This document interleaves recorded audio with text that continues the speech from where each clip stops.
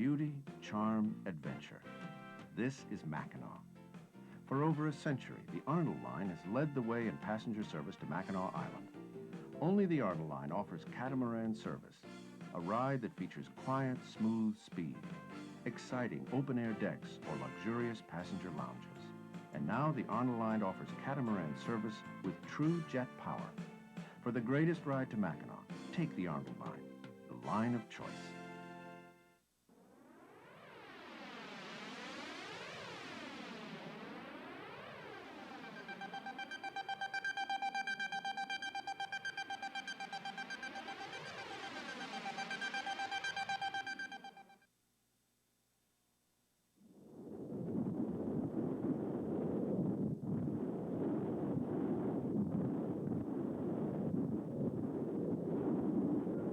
Five 552 feet above the Straits of Mackinac, one can see a view that until 1957 was available only to birds and pilots. The Straits of Mackinac is a 5-mile wide stretch of water that was created by a melting glacier nearly 13,000 years ago. It is the meeting place of two of the 5 Great Lakes. Here, through this 5-mile wide strip of water, known as the Straits of Mackinac, shipping men anticipate that one day more traffic will pass than the combined tonnage that sails through the Panama and Suez canals. While connecting these bodies of water, the Straits acts as a barrier between Michigan's upper and lower peninsulas. Until the latter half of this century, a boat crossing was required in order to go from one part of the state to the other. That crossing used to take an hour or more, depending on the weather and the backup of traffic. In late November, as deer hunters converged to Michigan's game-rich UP, the wait for a ferry crossing could be as long as a day.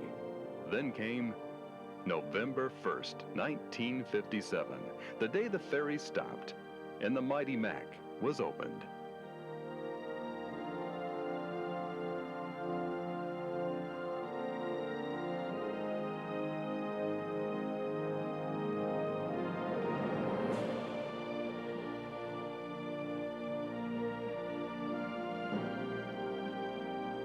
Who was behind the building of the Mackinac Bridge? Who thought of it first?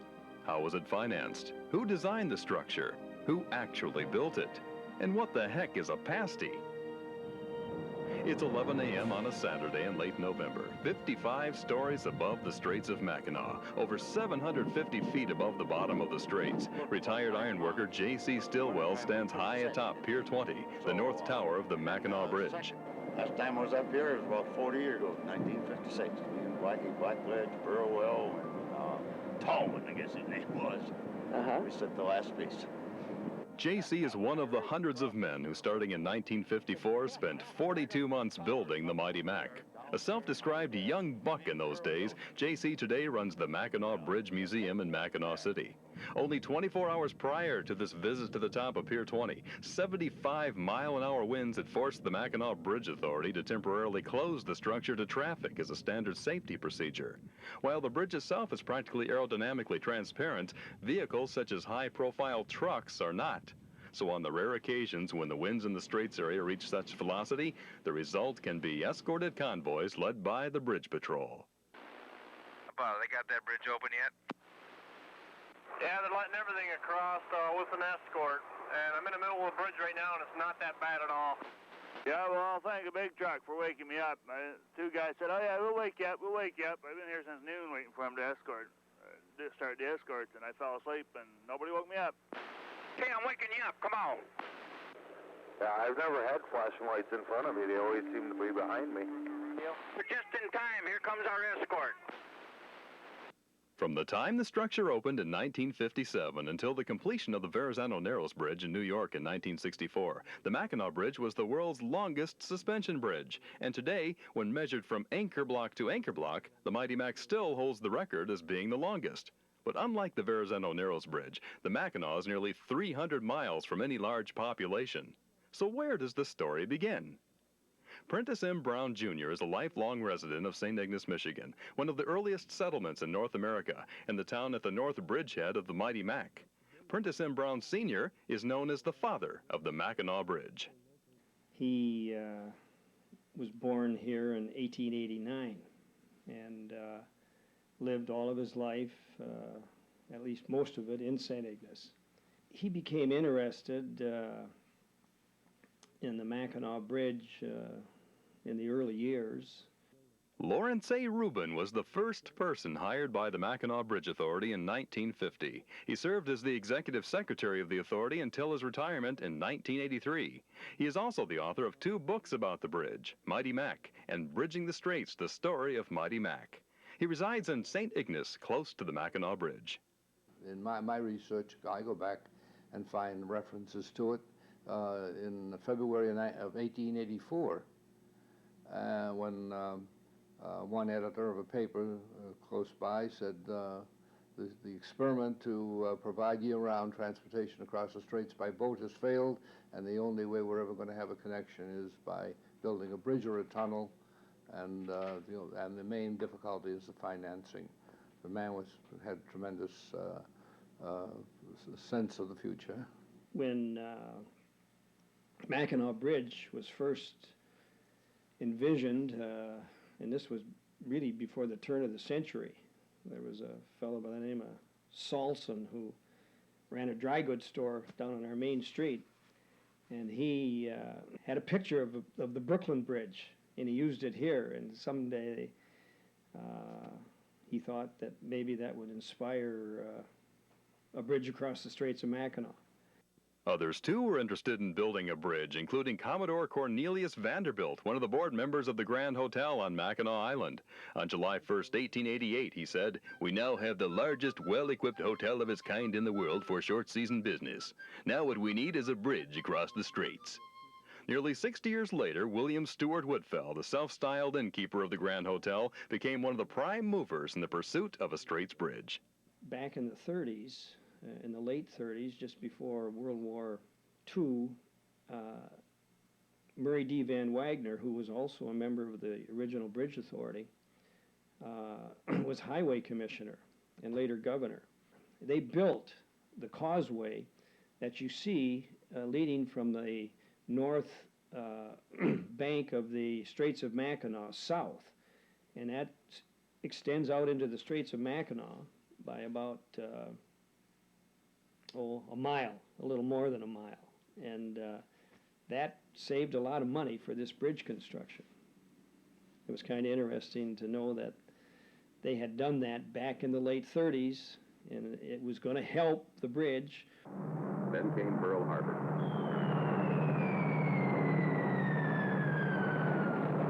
The double suspension bridge was shot right off the drawing board.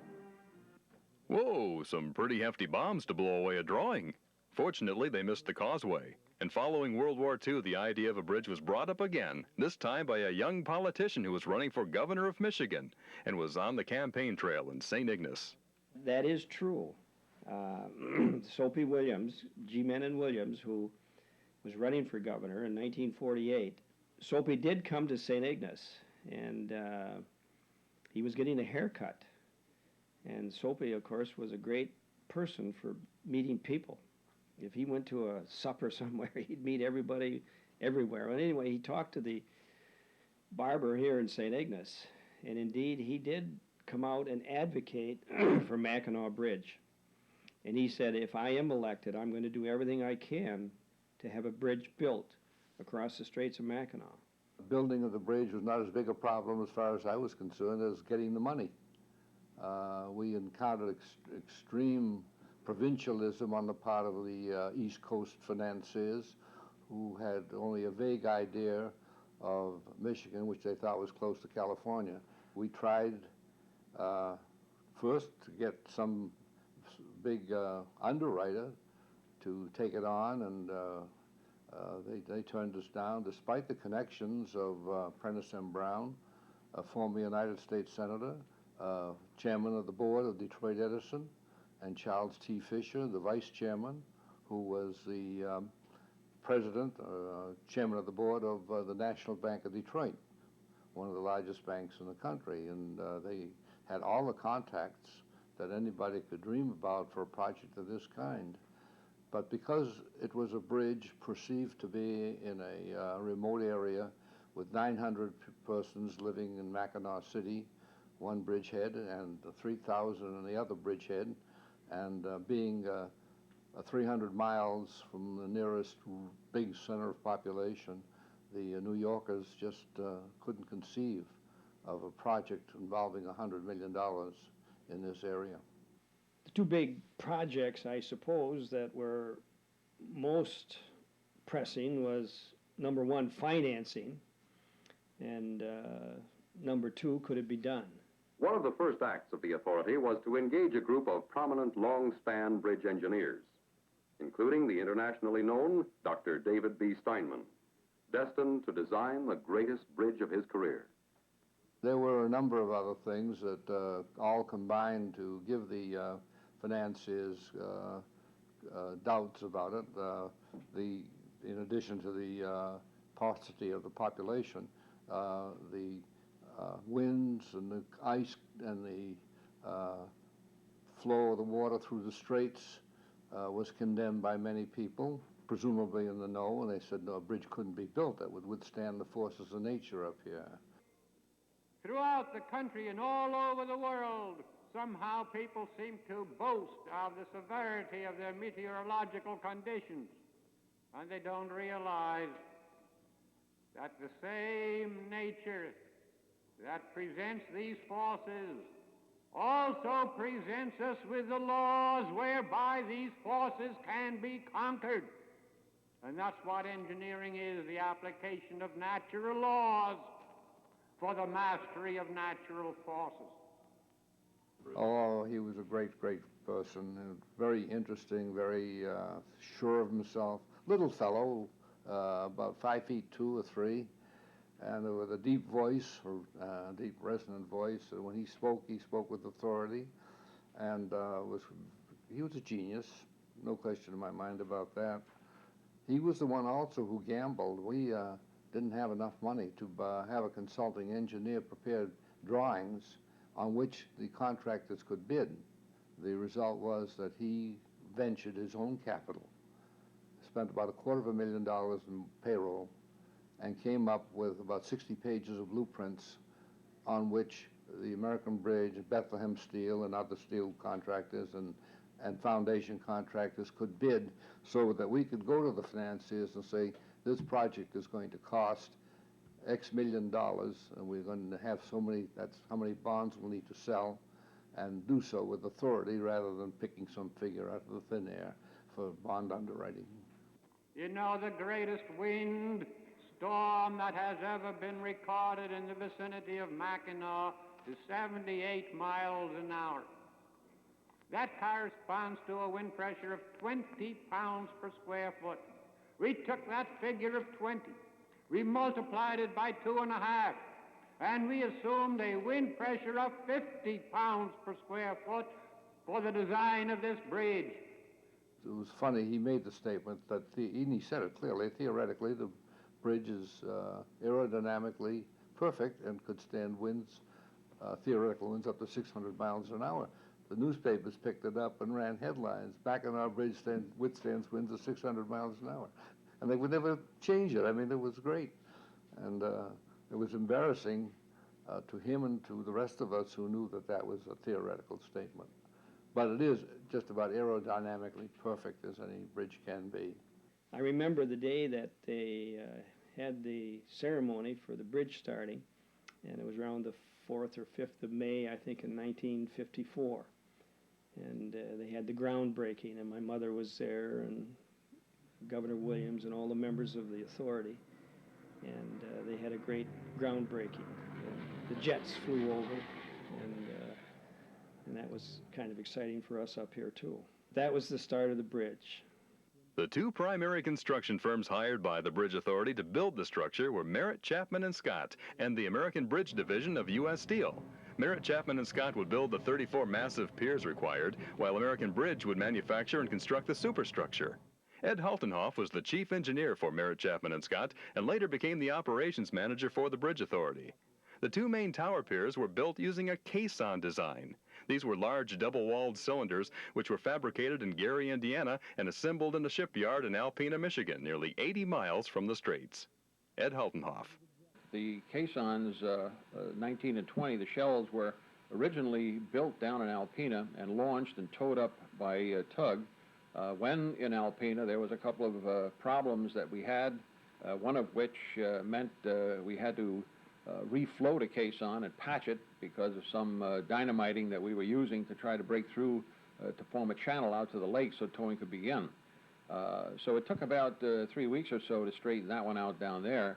And then, of course, when the caissons were brought up and put in these corrals that we had a constant problem with them spinning like a top. It wasn't necessarily in only one direction. They'd pick the direction they wanted to go.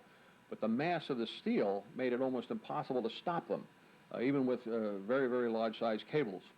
Of course, as the sinking progressed, this was less and less of a problem, and pretty soon it disappeared. Getting the caisson down to bedrock was a carefully calculated, painstaking process that required more than 6 months to complete. The first stage, of course, getting a foothold, and that was accomplished in the first construction season. They got 6 of those foundations in, the 6 most important ones. And to me, it looked just absolutely fantastic. And we're off and running. I could see a bridge physically before it was purely mental. The trestle that you see sticking out the top was a construction innovation, a need that we had. We had to get a crane up very high to work on this. We couldn't work on it from the water. In addition to that, we wanted some stability so that we could work on days when the weather was rough.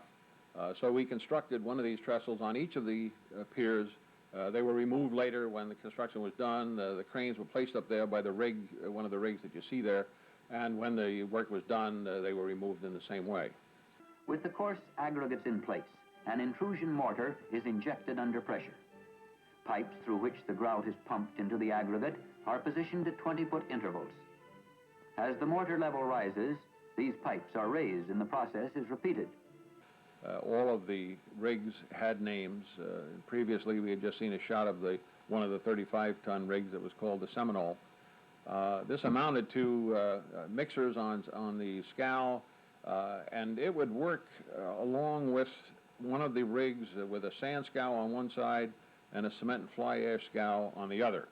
The cement and fly ash would be put up into the bins with a pneumatic system. The sand would be put up into the hopper, as you're seeing being done right now, by the rigs. And so it was a self-contained type of operation.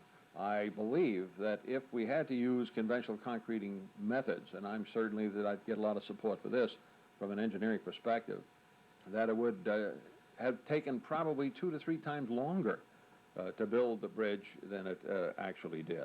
The cost of building the Mackinac Bridge was almost $100 million. High-level construction workers have a rule of thumb that says for every $10 million spent on such a project, 1 life will be lost. This was not true with the building of the Mighty Mac. However, 5 people did lose their lives. James R. Lesage, an employee with Merritt, Chapman & Scott, fell to his death while working on the foundation for Pier 20. Within a month of this tragedy, another life was lost. This time it was diver Frank Pepper. Diving work was very important to the operation because when you work in the water, there's always the need to work underwater. And the divers were the specialists that did this for us. We had several divers on the project. They all wore what we call hard hats, the old-time type of equipment that's still used today because of the conditions under which these construction divers work.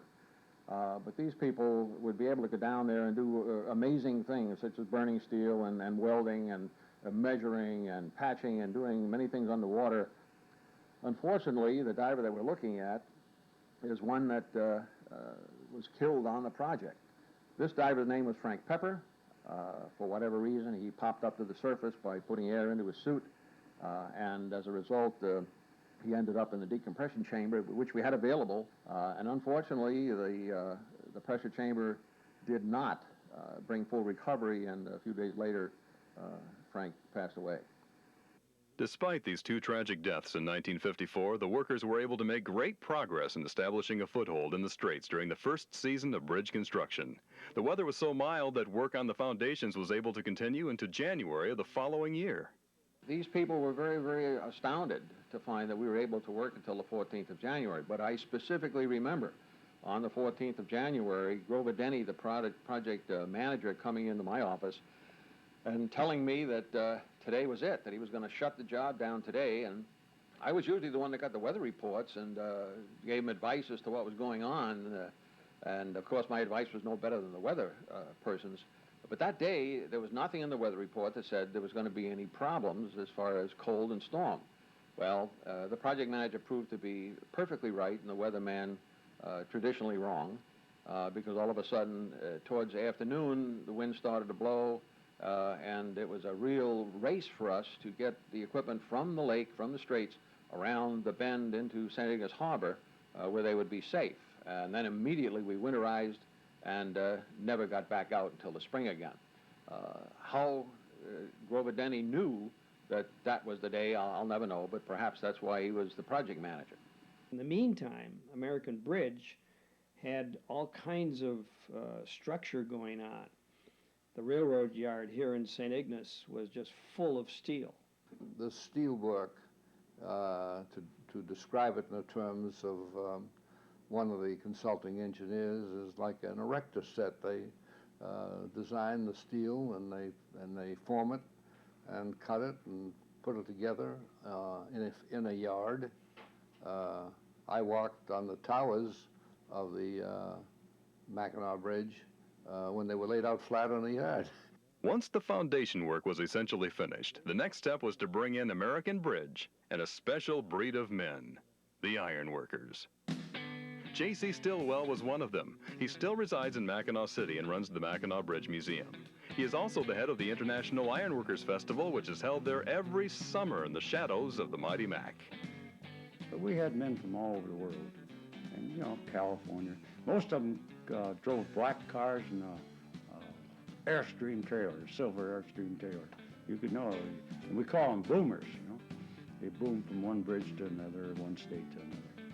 They're a bunch of hell of guys. Hundreds of men setting new erection and safety records while working 2 shifts for 42 months.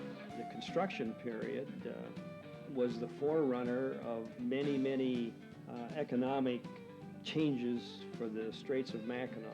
St. Ignace was primarily the town that was going to be responsible for housing 400, 500, 600 workers who would come and build the bridge. The iron workers, the foundation people. It was really an exciting time. The restaurants, the motels, the theater, the churches, and everybody else seemed to have a real upbeat attitude when it came. And it was a real boom town, as was Mackinac City. I'm told, I never attended one, but I'm told there was a continuous crap game at one of the hotels. I mean, one shift would come on, one shift would go off, and the game never stopped. I'm not, whether that's apocryphal or not, I'm not sure, but it's a good story. You could get a plate of spare ribs and a bath and sex for $3 down there. It was just a place to be. While that establishment left the area with most of the ironworkers, J.C.'s museum remains a popular stop in Mackinac City. Many an ironworker has hung his hat there. The hard hats and stuff here are the beginning of the museum. Some of them are original hard hats from off the bridge, some of them are personal prints. Everything upstairs is the Mackinac Bridge Museum, and it is solely come off the Mackinac Bridge. The rest of the stuff in here I collected through the years from 1954 through. The ironworkers were in business, and as Ed Helfenhoff states, the structure was to be unique in many ways. Important to note is that all of this was riveted construction. This was not, as we use commonly in modern construction, bolting. The tongs we used to throw the rivets, and then the forge is to the left there. The forge is filled with coal and red hot. The rivets come out to 500 or 600 degrees. I don't know. They're quite hot anyway. This creeper derrick climbed up between the towers, using the towers for support, similar to what an inchworm, how an inchworm would work it, and that would then place the tower sections one on top of the other. We'll see that working now as they go skyward. 1955 was a very busy season for the ironworkers. From July to November, concentration was on completing the 2 main tower piers, each climbing over 55 stories above the straits. I worked with some awesome men. They were gorgeous, rough but good. Seems like the higher they went, the softer they talked. First I went out there, I thought maybe I was with a bunch of other guys. They call you baby and honey, and it seemed like the higher they got, the more closer to their partner they got, because if one of you made a mistake, the other one might be dead. So you watched each other like hawks up there. It was a very good job. One October day, they were topping off the towers. And I believe this would have been late 1956. Anyway, it was blowing, blowing, blowing. It was really blowing hard. Coming from the southwest, which is usually a fair weather wind, but it can be a strong wind. And I couldn't believe what I saw. He said, Mr. Brown, he said, you're going to go up to the top. And I had my camera, movie camera, and we went up in a barrel, which was hooked on. And of course, you go up, well, it's 500 and some feet from water to the top. So it was maybe a 300-foot lift. Anyway, we got on the west side of the South Tower Pier, and they finally brought up the last piece, the top-off piece, where the iron workers were. And the top of the west side of that tower pier is in 4 sections. So they brought up a quarter of the top section. Anyway, they got to the top and they set it down, and then these fellows went out on the outside of this pier, 300 feet drop to the lake, at least, and pinned it. And then 4 of these iron workers in that howling wind got up, and then they put up a flag. They all stood up, and the space probably wasn't bigger than, say, 4 by 5 or 6, which is 1/4 of that tower pier. And anyway, every time I go by that tower pier, I say, boy, those guys are lucky they didn't fall off that thing.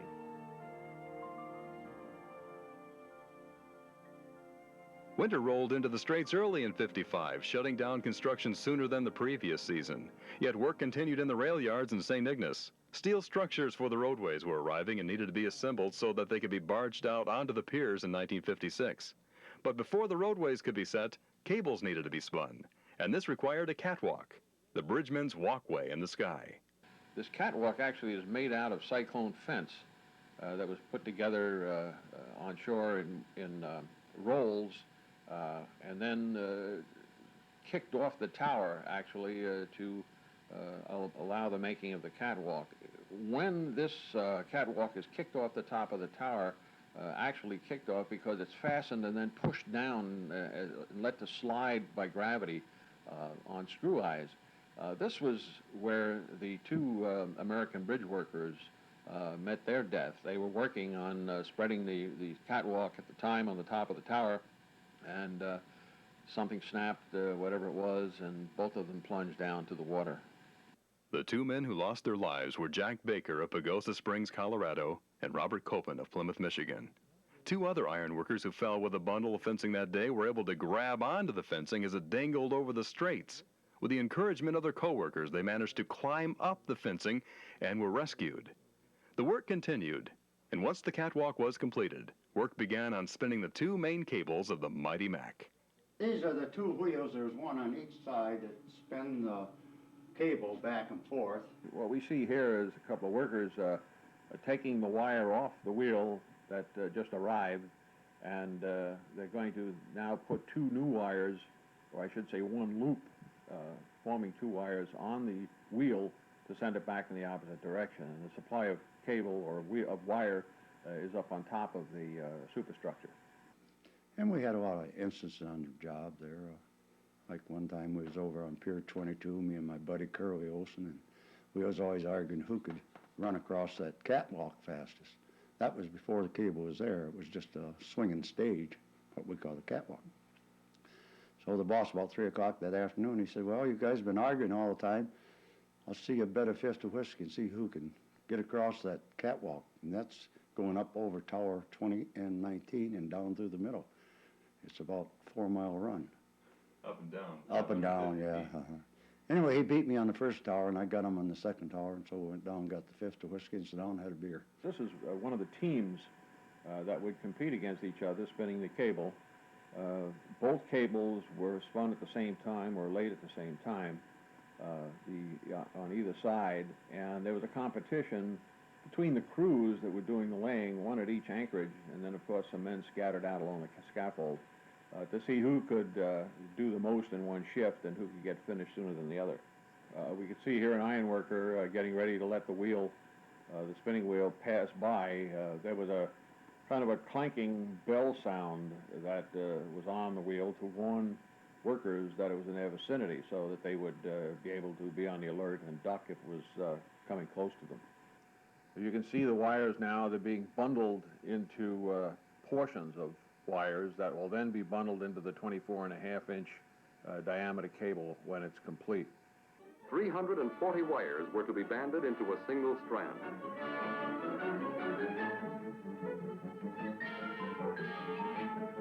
Then, in a predetermined order, 37 strands were to be assembled into a single cable. Actually, spinning the cable is a misnomer. The cable is not spun, it's laid in wires, individual wires that are bundled together into groups, and then the groups banded together into a total wire. And then there's a covering put over the top of that, which perhaps could look like spinning. It wraps around the cable.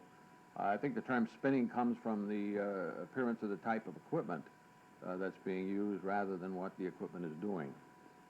The cable spinning operation went on for 24 hours a day until it was completed. During this time, the Bridge Authority received a letter from a lady who wanted to know how they expected a car to climb up and down the steep slopes. They informed her that the cable spinning platforms were not the actual road. When the spinning operations were completed, over 42,000 miles of wire had been laid in the two main cables. The structure was becoming famous, not only to those on the ground, but to a certain few in the air. Yes. We had several planes fly underneath during construction, notably a National Guard plane with, I think, 11 members of the National Guard in it, and one of them, we didn't get the numbers, so but one of them squealed. He flew under it. He was with the Army or Navy or something. They grounded him.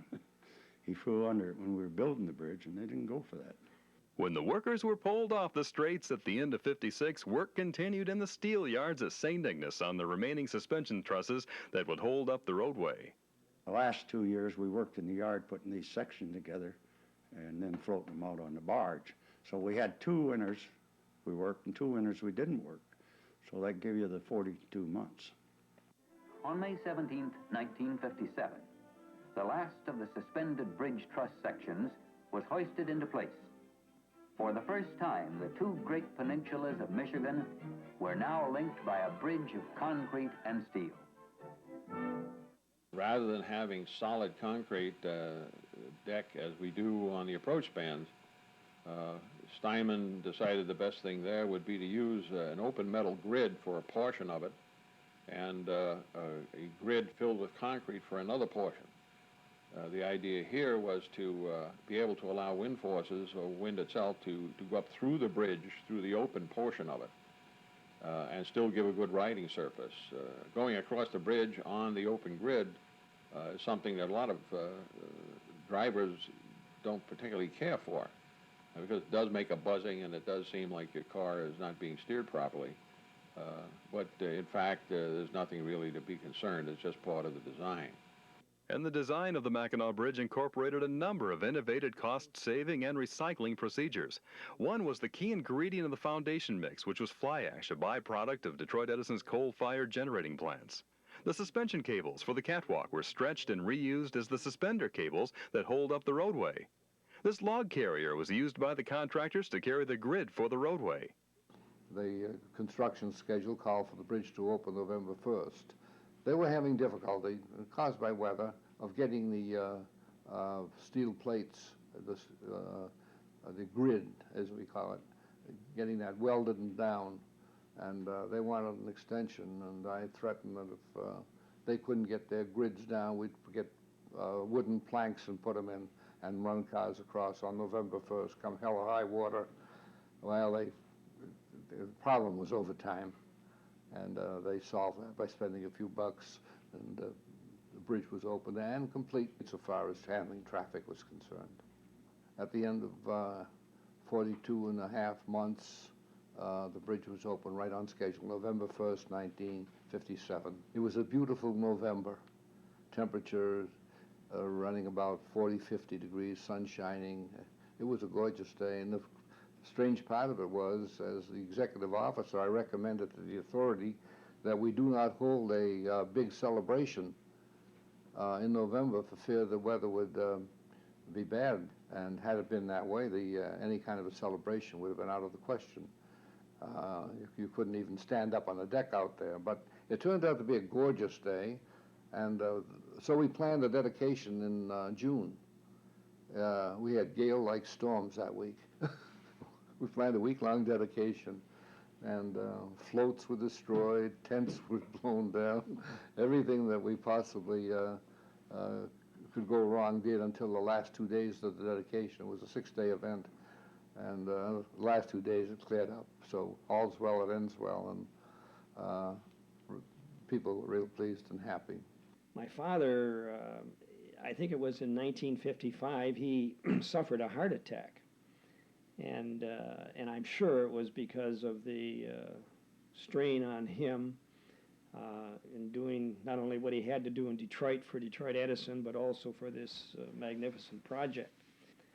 But he was the chairman of the opening ceremonies not only in November of 1957, but also the following June in 1958. I think of all the accomplishments that he felt that he was a part of, Mackinac Bridge stands out as one of his fondest dreams that came true. Ladies and gentlemen, this is a great day for our Michigan. Today, on firm foundations, reaching as far as 200 feet below these waters, we gaze upwards to towers higher than the Washington Monument. The graceful catenary of the sinewy cables are a delight to the eye as they mount from the deep-set foundation on the south, up and over the tall towers, across the wide channel, and on down again to this mass of concrete on which we now stand. They support 200 feet in the air the roadway of thousands of tons of steel, wrought of the iron ore, mined in our Michigan's Northland, that will carry in safety, amid breathtaking beauty, the coming millions over the blue waters of the world's greatest lakes. It is thrilling, it is satisfying. We are happy to unite our Michigan.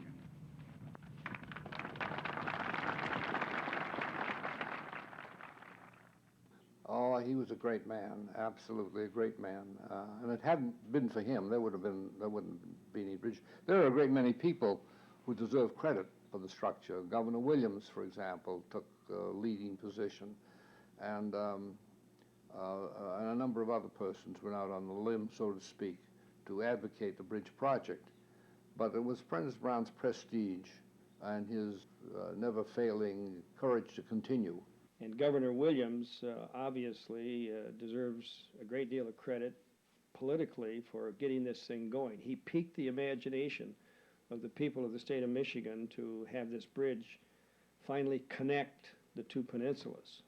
This indeed is a tremendously great day for Michigan.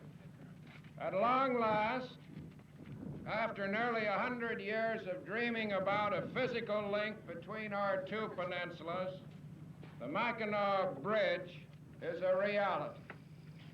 Michigan is at last fully and literally one state.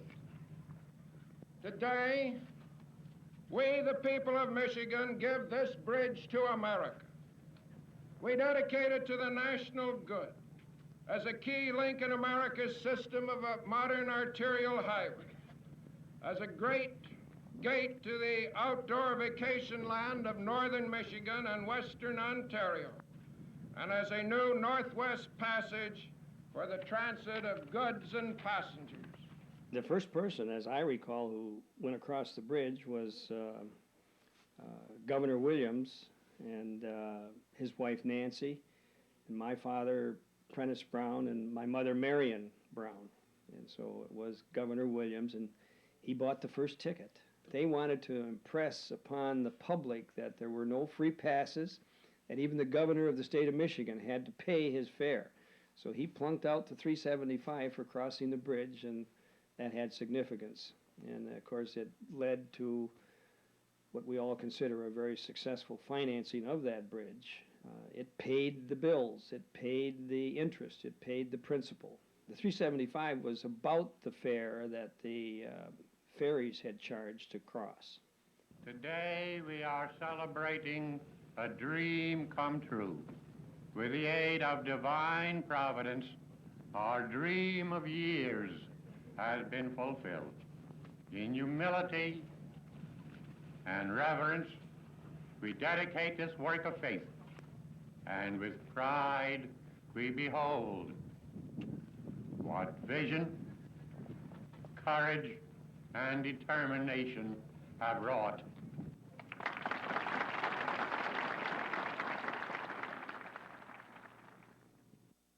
Since the Mackinac Bridge opened to traffic, only one life has been lost as a result of a vehicle going over the side. Quite remarkable for a bridge of such enormity. But there are people who are afraid to cross the structure. Larry Rubin.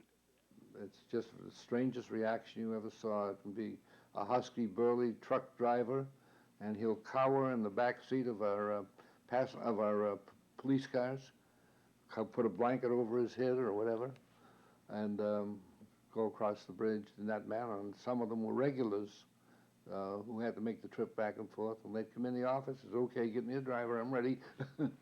But I guess the most unusual one was the doctor who came up with some of his friends to hunt. They came across northbound, but when they were ready to go southbound, he wouldn't go. He absolutely would not go across on the bridge.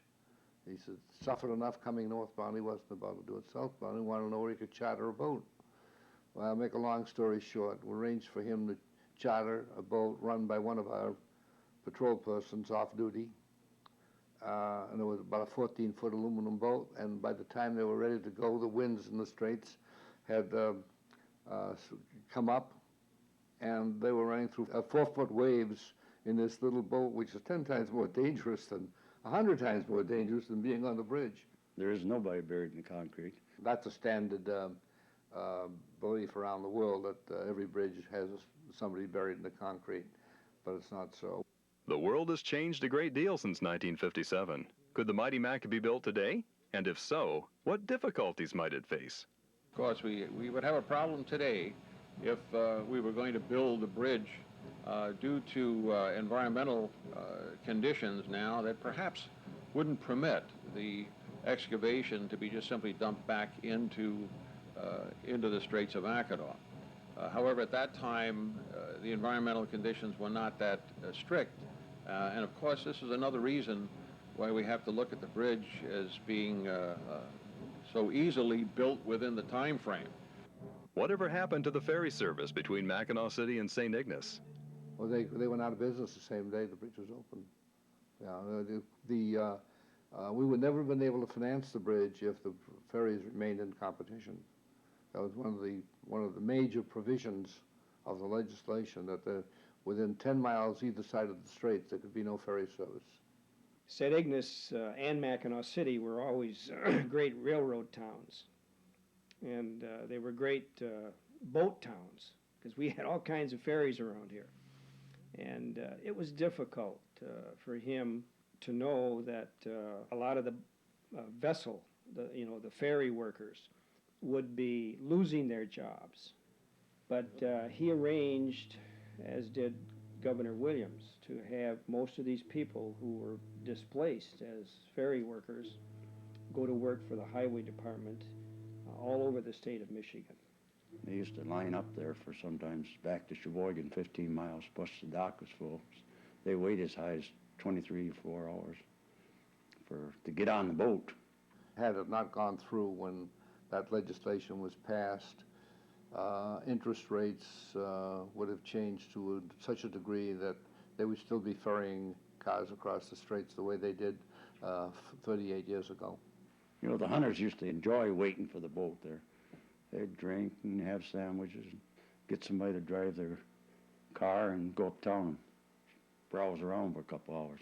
But if the bridge wasn't here, we would have a situation similar to what you see in Puget Sound, you know, Seattle, where there are huge ferries, fast ferries, and it still couldn't handle the traffic. It still would, I think, be a economic blow to the Upper Peninsula as well as the north end of the Lower Peninsula. They'd be lined up to Detroit to get on the boats now. You know, as much traffic as we increase it. So it's been a good thing for us. But what became of the ferries that used to form the link between Michigan's two peninsulas? One of them is a potato boat, and there's a couple of them barges. In the old vacation land, they sold it to Japan. It sunk going across the ocean. So it's down underneath the sea.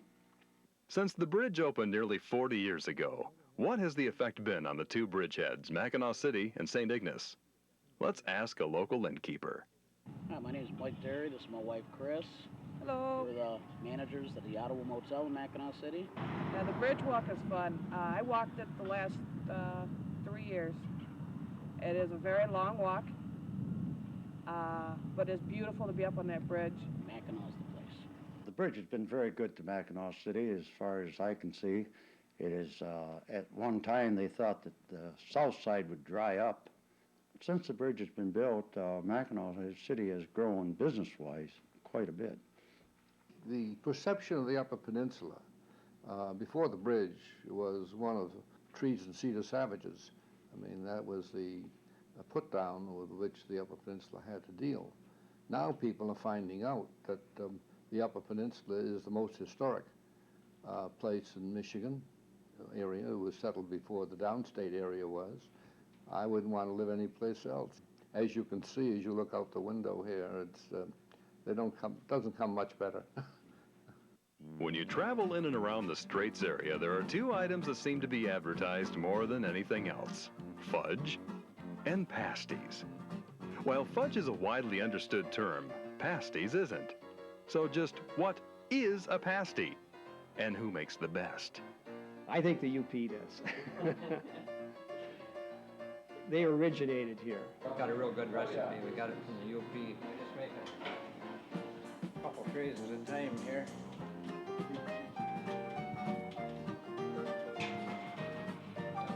Good smells coming off. Yeah, get one as we get the assembly there Get too. the assembly one? All right. Yeah. This is the chicken one. Once you took out the oven for beef, this is the two that we made. Custom install of the goodies. Just right, just do Some nice together, little it looks crimp just like a around the machine way. there. Wow. I'm Ralph Williams, and always lived in Mackinac here. We had a gas station here for 12 years. In the last 18, we've had the donut shop. We've been on this corner for 30 years. Been here since the bridge opened. I was across the street at a gas station at 57. So we've seen a lot of changes over the years. Motels springing up, gift shops, restaurants. Population hasn't really grown that much. It stays around the 1,000 population, but we got probably 100 more businesses than we had 25 or 30 years ago.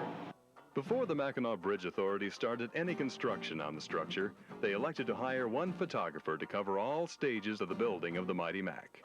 The person they hired was Herman D. Ellis, a noted photographer, teacher, and lecturer. Most of the footage in this program and other programs about the bridge was shot by Herm Ellis. He was a fearless professional whose work displayed tremendous talent and sometimes humor. Here's a scene from one of his travel logs, Islands of the Great Lakes. It's a dream sequence of Herm's showing him placing a flag on top of one of the main towers of the Mighty Mac.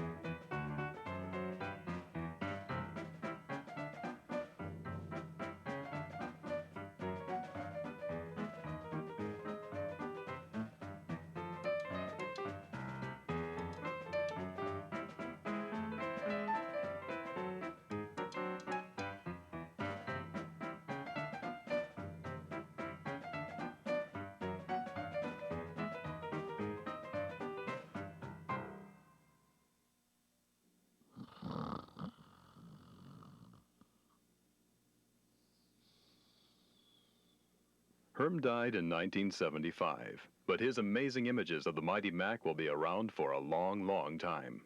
But what about the bridge? It's been with us for nearly half a century now.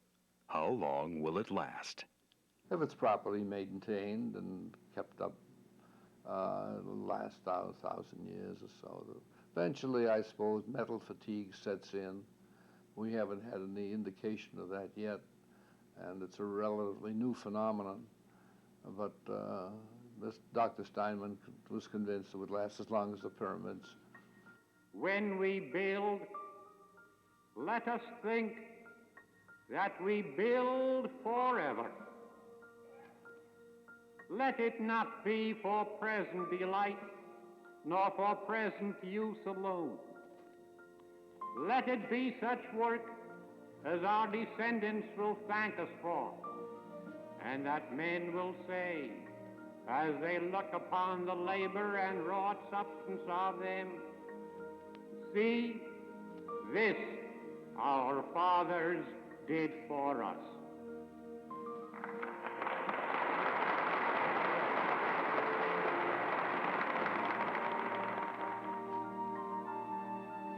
And, you know, for my dad, who had been in the high councils of government, state and federal, to think that Mackinac Bridge was the most important thing to him, you know, speaks well for the dream come true.